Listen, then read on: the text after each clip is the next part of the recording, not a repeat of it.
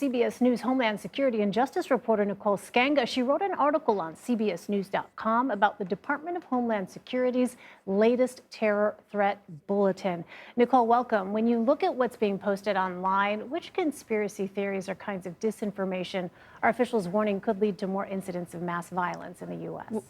Well, Elaine, analysts and researchers from the Department of Homeland Security have been poring over online platforms, particularly those known to house these sorts of conspiracy theories from fringe extremist groups. And in the wake of the Uvalde shooting, they found a pattern. Posts falsely claiming the tragedy was a government-staged event meant to advance gun control measures. That false idea has been seized on by malign actors attempting to incite grievances by spreading this kind of disinformation. But there's another conspiracy theory, a long-standing baseless claim that has resurfaced into the national conversation in the wake of mass shootings in Buffalo, El Paso, and even Pittsburgh. The Great Replacement or white genocide conspiracy theory falsely alleges that minorities, multiculturalists, and a ruling elite are deliberately threatening the existence of the white race. The accused gunman behind that attack in Buffalo last month posted online that shoppers he targeted came from a culture that sought to, quote, ethnically replace my own people. Today's DHS bulletin points out that both that suspect in Buffalo and the shooter behind the 2019 El Paso massacre said they were inspired by the attacker of two mosques in Christchurch, New Zealand earlier that year.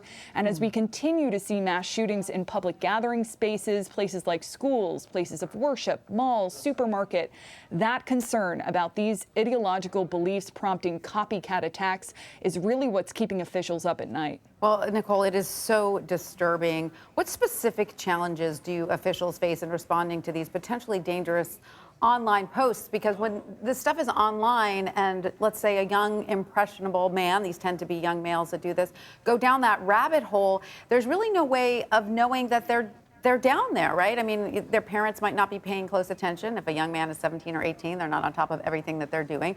So how are officials able to keep track of who is going down these dangerous rabbit holes online? One challenge law enforcement officials are constantly grappling with: which threats are real, or in law enforcement terms, which online posts present what's called specific and credible calls to violence. At what point should police get involved? I asked a senior DHS official during a briefing this week whether there were specific or credible threats to schools in the wake of the Uvalde shooting, and that official told me that the way the threat has manifested online makes it really challenging to sort through the threat environment. Many violent extremists often act alone using simple tactics. They radicalize to violence based on their perception of current events, which is often fueled by false information on internet platforms. And when they do that, they give little to no warning. That makes it harder to determine when someone is intent on committing these sorts of mass atrocities.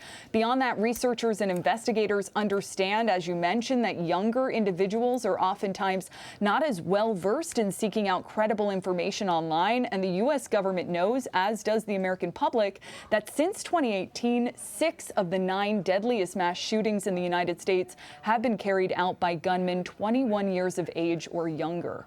Really alarming. Nicole Sganga, thank you so much for your insights into this serious problem. We appreciate it. Thank you.